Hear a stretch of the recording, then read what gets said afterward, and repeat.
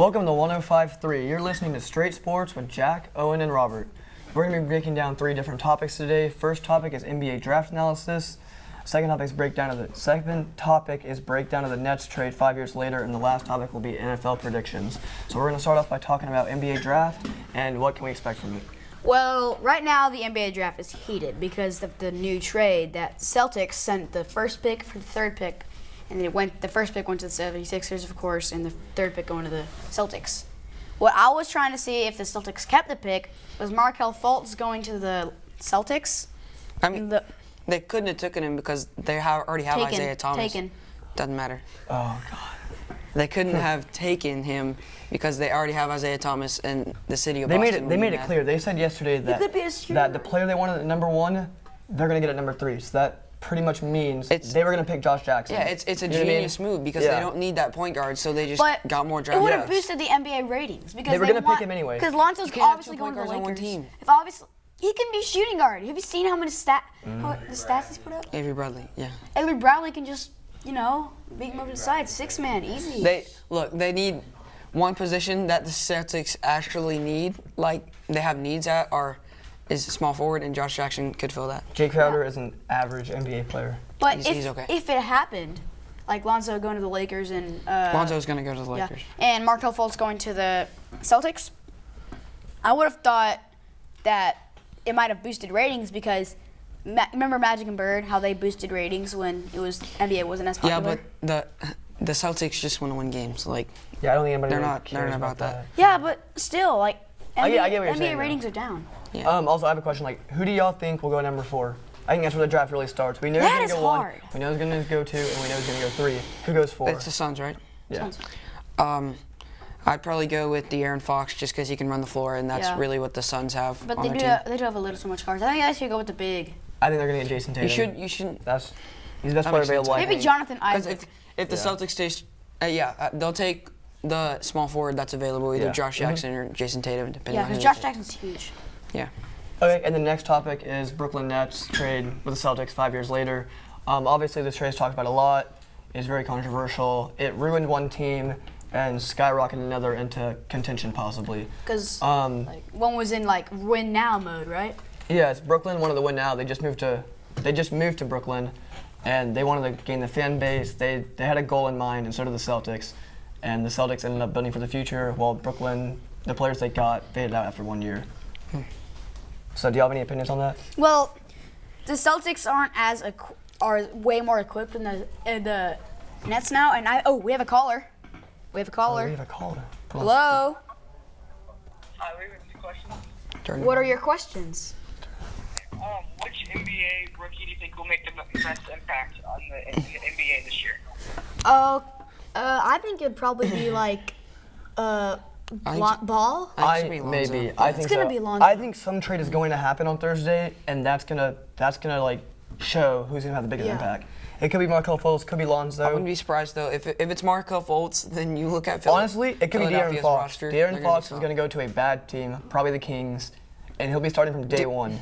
The Kings the Kings still don't have anything. All they're gonna have is De'Aaron Fox and a bunch of at least 70% guys that would be on the bench of Saric, teams. And other players. The Kings have nothing. Well, thank you for calling. It's great to hear you. We got one more question. What's your question? Alright. What are your thoughts about the MLB trade deadline coming up? Well, the MLB trade deadline will mark some significant moves. Maybe David Price gets moved because he is underperformed. I think the Rangers need to trade away Yu Darvish, get some bullpen, maybe get some more relievers. Maybe a less good starting pitcher, but maybe a couple of relievers. Yeah. Well, thank you guys for calling. Thank you. Bye. Okay, so now we're going to move into our last topic, and that's NFL predictions. Well, we only got 2 divisions today. We're going to go with the NFC East, which has the Cowboys, Giants, Eagles, and Redskins. And for this, I gave the Cowboys and Giants both 35% chance to win the division because the Giants have a really beefed up defense. And I think that the Giants will take the series with the Cowboys, but I think so too. The rest of the league will do better against them, just because they will. And then the Cowboys are going to be.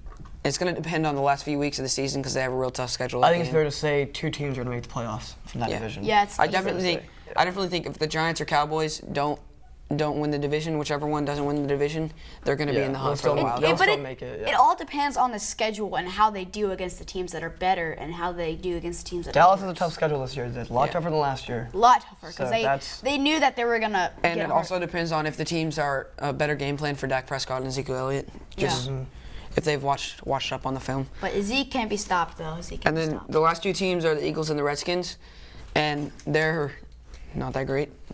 They would be Not bad teams. There would bad. be two or 3 in any other Like division, but they're in a really good division now. So I gave them both 15% chances to win.